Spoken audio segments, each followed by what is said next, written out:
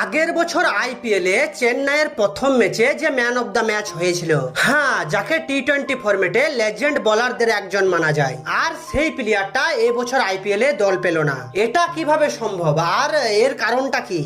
আচ্ছা, আপনার কি মনে হয় যে সে বাংলাদেশের তাই তাকে আইপিএল এর মধ্যে ইম্পর্টেন্ট দেওয়া হয় না, নাকি সে নিজে আইপিএল খেলার যোগ্য রাখে না?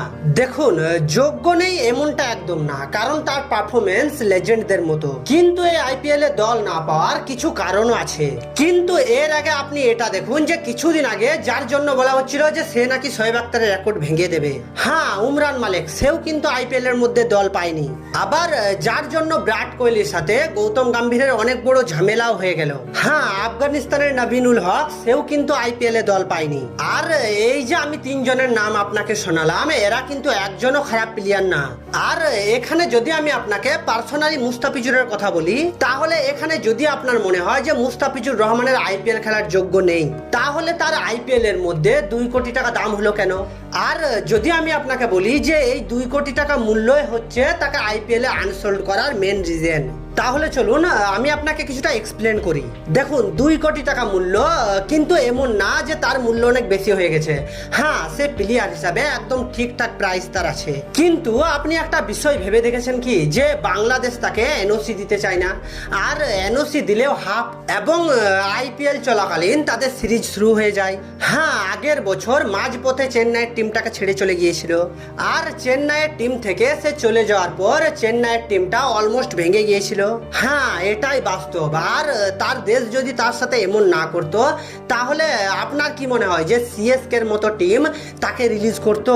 কোনো দিন তাকে রিলিজ করতো না, কখনোই সিএসকে এর মতো টিম তাকে ছেড়ে দিত না। আপনারা ভাবছেন যে আইপিএল তাকে ইম্পর্টেন্ট দেয় না কারণ সে বাংলাদেশি, কিন্তু এমনটা একদম না। আইপিএল এ তার দল না পাওয়ার তার মূল কালপিট হচ্ছে তার দেশ। আমাদের দেশের প্লেয়ারের সাথে এমন আচরণ করে যে তারা আইপিএল কেন, তারা যেন কোনো লিগই খেলতে না পারে। আচ্ছা, আপনি বলুন যে আপনি যদি 2 কোটি টাকা দিয়ে প্লেয়ার কিনে আপনি তাকে সম্পূর্ণভাবে ব্যবহার করতে না পারেন, তাহলে পরে আর আপনাকে কেউ গুরুত্ব দেবে?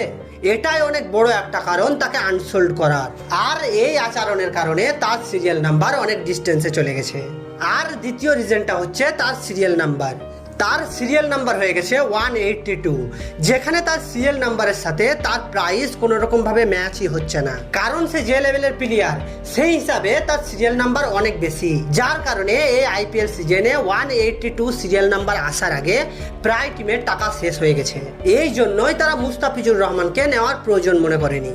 কিন্তু এখানে যদি তার মূল্যটা 75 লাখ অথবা 1 কোটি টাকা হতো, তাহলে 100% তার দল পাওয়ার চান্স ছিল, কারণ সে বাঁ হাতি পেস বোলার। আর প্রায় টিম চায় যে আমার টিমে একটা বাঁ হাতি পেস বোলার থাক, আর টি-20 ফরম্যাটে তার পারফরমেন্সও কিন্তু ধামাকা। তো এই জন্যই যদি মুস্তাফিজুর রহমানের নামটা শুরুর দিকে থাকতো, তাহলে কোনো না কোনো টিম তাকে তুলে নিত।